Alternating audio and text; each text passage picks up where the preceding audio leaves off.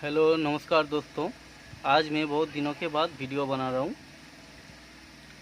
तो दोस्तों, आज का जो वीडियो है इसका टॉपिक आप देख रहे हो, ये एक मिनी इन्वर्टर सर्किट है। आप शायद देखकर ही पहचान जाते हो कि ये एक मिनी 3CFL इन्वर्टर बोला जाता है। 50 वाट का जो इन्वर्टर बाज़ार में मिलता है सस्ता वाला, वही इसका सर्किट है। तो दोस्तों, इसमें बहुत सारे प्रॉब्लम आता है, बर्न हो जाता है कभी कभी, और इसीलिए आज मैं इस वीडियो को मैं बना रहा हूँ। तो इस वीडियो में मैं आप लोगों को आज बताऊंगा कि ये इन्वर्टर ख़राब क्यों होता है, मतलब कौन कौन से कारण से ये इन्वर्टर ख़राब हो जाता है, बर्न होता है। और इस इन्वर्टर से आप लोग सिर्फ एलईडी और एसएमपीएस सर्किट वाला कुछ चीज़ें चला सकते हो, लेकिन आप इसमें इंडक्शन लोड चला नहीं सकते हो। मतलब एलईडी, टीवी, वीएलडीसी फैन आप इससे चला सकते हो, लेकिन इसमें आप जो इंडक्शन फैन है, जो नॉर्मल जो पंखा होता है, छोटा टेबल फैन भी आप इससे चला नहीं सकते हो। तो इसका मेन रीज़न ये है कि ये जो इन्वर्टर है ये साइन वेव इन्वर्टर नहीं है, ये एक डीसी इन्वर्टर है। ठीक है, मतलब ये जो इन्वर्टर का जो इसका जो आउटपुट है, इसमें आपका डीसी आउटपुट मिलता है और हाई फ्रीक्वेंसी में मिलता है। ये जो चौक आप देख रहे हो ट्रांसफार्मर, ये हाई फ्रीक्वेंसी ट्रांसफार्मर है और इसीलिए इतना छोटा साइज में आता है। इसमें डीसी वोल्टेज मिलता है, देख सकते हो। ये जो आउटपुट है इसमें 4 डायोड लगा हुआ है। ये फास्ट रेक्टिफायर डायोड होता है, एफआर डायोड। तो इस ट्रांसफार्मर का ये जो दोनों जो टांग है, इसमें आउटपुट आता है और इस आउटपुट जो एसी हाई फ्रीक्वेंसी है इसको डीसी में कन्वर्ट होके इस कैपेसिटर में आ जाता है और इस कैपेसिटर से हमें आउटपुट मिलता है, डीसी आउटपुट मिलता है। डीसी 220 वोल्ट मिलता है। 220 वोल्ट नहीं होता है इसमें, जो आपका देख सकते हो कैपेसिटर का वोल्टेज है 450 वोल्ट, मतलब ये 300 वोल्ट से भी ज़्यादा वोल्ट मिलता है। आप अगर लोड बढ़ा देते हो तो भी वोल्टेज भी थोड़ा थोड़ा करके कम हो जाता है, मतलब लोड के हिसाब से इसका वोल्टेज आउटपुट में मिलता है। तो दोस्तों, इसमें इंडक्शन लोड अगर आप चलाना चाहते हो तो फिर इसको कैसे चला सकते हो, आज मैं इस वीडियो में बताऊंगा। तो दोस्तों, देख सकते हो ये तो हाई फ्रीक्वेंसी में काम करता है और ये जो आउटपुट होता है ये डीसी आउटपुट मिलता है। तो हमें क्या करना है, इस सर्किट में तो ऐसा कुछ नहीं है, लेकिन हम लोगों को अलग से अगर इस सर्किट को बना लेता हूँ तो फिर अब हम लोग भी इससे छोटा मतलब 50 वाट का कम पावर का कोई भी इंडक्शन लोड चला सकता हूँ। तो क्या करना है, ये जो कैपेसिटर है इसमें डीसी आउटपुट 450 वोल्ट के आसपास, मतलब 300 वोल्ट के आसपास मिलता है। इसी वोल्ट को हमें फिर से कन्वर्ट करके एसी में करना है। ठीक है, ये डीसी आउटपुट हो जाता है कैपेसिटर में, और इस डीसी आउटपुट 220 वोल्ट को हम लोगों को क्या करना है, इसके बाद मॉसफेट लगाना है। जो बाइपोलर मॉसफेट होता है वो बाइपोलर मॉसफेट लगाकर उससे एक ऑसिलेटर सर्किट चाहिए। ठीक है, एक ऑसिलेटर सर्किट बनाकर, साइन वेव नहीं होगा तब भी चलेगा, लेकिन स्क्वायर वेव होने से भी चलेगा। तो स्क्वायर वेव 555 आईसी होता है, मतलब टाइमर आईसी होता है। वो टाइमर आईसी का जो आउटपुट है, फ्रीक्वेंसी है, वो 50 हर्ट्ज करके एक नहीं 2 बाइपोलर ट्रांजिस्टर लगेगा। 2 बाइपोलर ट्रांजिस्टर लगाकर इस डीसी वोल्टेज को हम लोग एसी में कन्वर्ट कर सकता हूँ। ठीक है, एसी मतलब प्योर साइन वेव तो नहीं होगा, मतलब साइन वेव नहीं होगा, स्क्वायर वेव होगा, लेकिन तब भी उससे हम इंडक्शन लोड चला सकता हूँ। ठीक है, तो इसका जो सर्किट है वो मैं एक वीडियो में बनाकर आप लोगों को दिखाऊंगा। अभी तक मैं कोशिश नहीं किया हूँ, एक बार हम कोशिश ज़रूर करेंगे, शायद सक्सेस हो जाएगा इसमें। तो दोस्तों, ये जो इन्वर्टर है ये ख़राब ज़्यादातर होता है कस्टमर या फिर जो यूज़ करता है उसी का गलती से ये इन्वर्टर ज़्यादातर ख़राब होता है, क्योंकि इसमें इंडक्शन लोड नहीं चलता है। और कभी कभी मतलब हम लोग क्या करते हैं गलत करके वो इंडक्शन लोड मतलब पंखा वगैरह कुछ लगा देता हूँ, या फिर इसमें ज़्यादा लोड वाला कुछ डाल देता हूँ और उसके बाद ही ये इन्वर्टर बर्न हो जाता है। इन्वर्टर मतलब ये गर्म हो जाता है, इसके जो कॉयल है ये कॉयल बर्न हो जाता है कभी कभी। और इसका जो मॉसफेट लगा हुआ है IRFZ44N, ये जो मॉसफेट है ये मॉसफेट भी ज़्यादा लोड देने से वजह से ये बर्न हो जाता है। तो मेन इसका प्रॉब्लम यही होता है। और एक प्रॉब्लम आता है, ये जो चारों डायोड देख रहे हो, FR diode, fast expire diode, बार मतलब आउटपुट में शॉर्ट सर्किट या फिर ज़्यादा लोड देने से ये डायोड भी शॉर्ट हो जाता है। यही इसका प्रॉब्लम ज़्यादातर आता है, ठीक है। तो और एक प्रॉब्लम है, कभी कभी आप शायद आप लोगों को पता है कि ये जो मॉसफेट है ये बहुत ज़्यादा गर्म हो जाता है। मतलब 50 वाट का इन्वर्टर है, 20 वाट लोड देने से भी ये मॉसफेट बहुत ज़्यादा गर्म हो जाता है। तो इसका पीछे एक वजह है, ये जो मॉसफेट है, मॉसफेट का क्वालिटी, ठीक है, मॉसफेट का क्वालिटी के ऊपर डिपेंड करता है। अगर आपका मॉसफेट का क्वालिटी मतलब दोनों मॉसफेट सेम क्वालिटी सेम नहीं है तो फिर ये दोनों में हीट का डिफरेंस आ जाता है।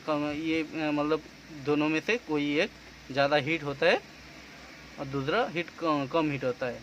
तो आपका ये मॉसफेट ओरिजिनल और अच्छा क्वालिटी का डालना ज़रूरी है, तभी आपका ये परफेक्ट और अच्छे से काम करेगा। नहीं तो ये ज़्यादा लोड देने से ये जल्दी बर्न हो जाएगा। इसका जो फ्रीक्वेंसी है मैं आप लोगों को ड्रॉ करके दिखा देता हूँ। फ्रीक्वेंसी क्या होता है, किलो हर्ट्ज फ्रीक्वेंसी होता है इसमें, किलो हर्ट्ज जब मेगा हर्ट्ज फ्रीक्वेंसी में इसका आउटपुट मिलता है। और हमारा जो नॉर्मल जो हम लोग जो AC 220 वोल्ट जो यूज़ करता हूँ उसमें 50 हर्ट्ज का पावर सप्लाई होता है, लेकिन इसमें मेगा हर्ट्ज किलो हर्ट्ज में आउटपुट मिलता है।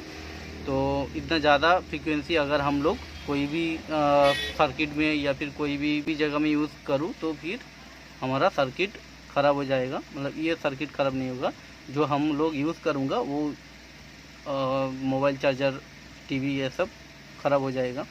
उतना हाई फ्रीक्वेंसी सपोर्ट नहीं करेगा, 50 हर्ट्ज का ही फ्रीक्वेंसी डालना होता है।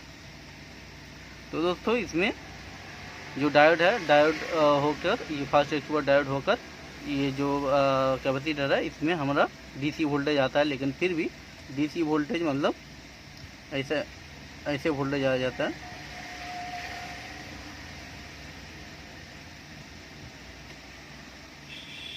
ठीक है, लेकिन इसमें भी थोड़ा थोड़ा डिस्ट्रक्शन मिलता है। मतलब जो हाई फ्रीक्वेंसी है वो प्योर एक कैपेसिटर में प्योर DC में कन्वर्ट नहीं होता है, थोड़ा थोड़ा करके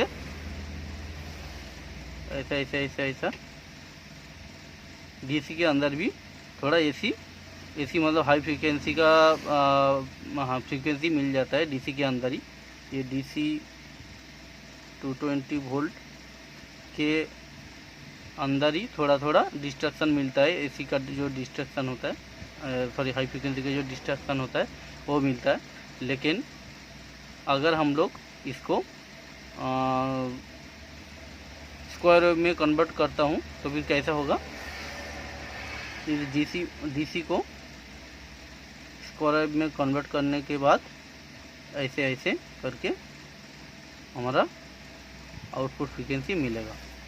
ठीक है, ये हुआ स्क्वायर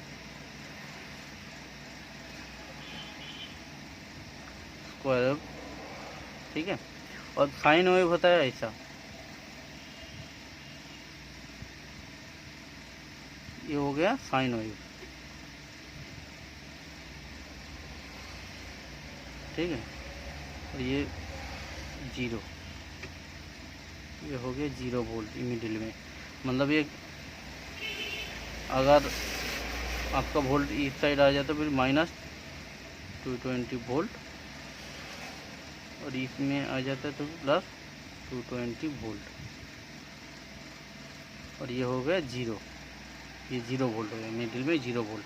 तो ये कभी माइनस में आ जाता है, कभी प्लस में आ जाता है। लेकिन ये स्क्वायर वेव में क्या होगा, ये सिर्फ प्लस होगा या फिर माइनस होगा। जो ये स्क्वायर वेव हमारा जो इन्वर्टर में बनाऊंगा उसमें या फिर माइनस वेव मिलेगा या फिर प्लस वेव भी मिलेगा।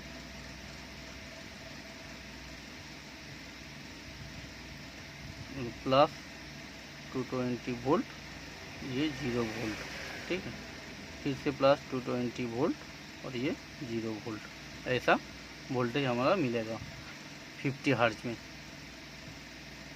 50 हर्ट्ज में मिलेगा, ठीक है। और ये भी 50 हर्ट्ज का ही होता है साइन वेव जो हमारा होम में यूज़ होता है। और जो ये जो डीसी वोल्टेज है इसमें 0 हर्ट्ज होता है, लेकिन इसके अंदर जो डिस्ट्रक्शन होता है वो बहुत ही किलो हर्ट्ज या फिर मेगा हर्ट्ज में मिल जाता है। इसीलिए इसमें कोई भी चीज़ चलाना उतना सेफ नहीं होता है, ठीक है। लेकिन क्योंकि ये एक कैपेसिटर में इस हाई फ्रिक्वेंसी को फुल प्योर डीसी में कन्वर्ट नहीं होता है, इसीलिए इसमें बहुत ज़्यादा डिस्ट्रक्शन आता है। और इसके लिए मतलब इसके कारण से जो हमारा हम लोग जो चीज़ यूज़ करूँगा इससे वो जल्दी ख़राब होने का चांसेस बढ़ जाता है। और दोस्तों अभी मार्केट में जो नया नया इन्वर्टर आ रहा है, मतलब सोलर का जो इन्वर्टर आ रहा है, ट्रांसफार्मर लेस इन्वर्टर, अब नाम तो सुना ही होगा, यही होगा, मतलब ऐसा ही वर्किंग प्रिंसिपल में वो भी काम करता है। ट्रांसफार्मर लेस मतलब ये थोड़ा छोटा सा ट्रांसफार्मर होता है, चौक होता है, इसके अलावा कुछ काम नहीं होगा। ट्रांसफार्मर होगा लेकिन उसमें छोटा सा ही ट्रांसफार्मर मिलेगा आप लोगों को, हाई फ्रिक्वेंसी का जो ट्रांसफार्मर है ऐसा ट्रांसफार्मर मिलेगा, ठीक है। तो वो उसका एडवांटेज बहुत ज़्यादा है, मतलब वेट हल्का होता है, हाई फ्रिक्वेंसी होने के कारण से उसका एफिशिएंसी बहुत बढ़ जाता है। जो नॉर्मल इन्वर्टर होता है ट्रांसफार्मर वाला, उसमें आप लोगों को लगभग 70-75% आपका आउटपुट मिलेगा, बाकी लॉस होता है, उसमें लॉस ज़्यादा होता है, मतलब एफिशिएंसी कम है। लेकिन इसमें 90 के ऊपर एफिशिएंसी होता है, 95-97 ऐसा परसेंटेज होता है एफिशिएंसी का। तो जो अभी नया जो इन्वर्टर आ रहा है वही इन्वर्टर सेम काम कर रहा है। पहले डीसी वोल्टेज को, मतलब डीसी जो आपका इनपुट वोल्टेज है 12 वोल्ट, 24 वोल्ट, 48 वोल्ट, जो भी वोल्टेज है आपका, उस वोल्टेज को हाई फ्रिक्वेंसी में high voltage DC high voltage में बना लेता है। उसके बाद उस हाई डीसी वोल्टेज को पावर मॉसफेट लगाकर और टाइमर आईसी लगाकर उस ऑसिलेटर बनाकर साइन वेव 220 वोल्टेज 50 हर्ट्ज बना देता है, ठीक है। इसी मतलब ऐसा ही वो काम करता है। तो जल्दी आने वाला है मेरा वो जो नया जो इन्वर्टर है सोलर का, MPPT सोलर का जो इन्वर्टर आ रहा है ट्रांसफार्मर लेस, उसका सर्किट में आप लोगों को मतलब खोल कर दिखाऊँगा, इन्वर्टर खोल कर दिखाऊँगा वो कैसे काम करता है और इसमें क्या क्या सर्किट उसके अंदर होता है। तो दोस्तों चलिए, इस वीडियो में मैं आप लोगों को बस इतना ही बताया। नेक्स्ट वीडियो में बनाऊंगा एक सर्किट इसका करके दिखाऊंगा कि इस डीसी आउटपुट को कैसे हम स्क्वायर वेव एसी में कन्वर्ट कर पाता हूँ। मैं कोई एक वीडियो में ज़रूर दिखाऊंगा। चलिए टाटा बाय बाय, मिलता हूँ नेक्स्ट वीडियो में।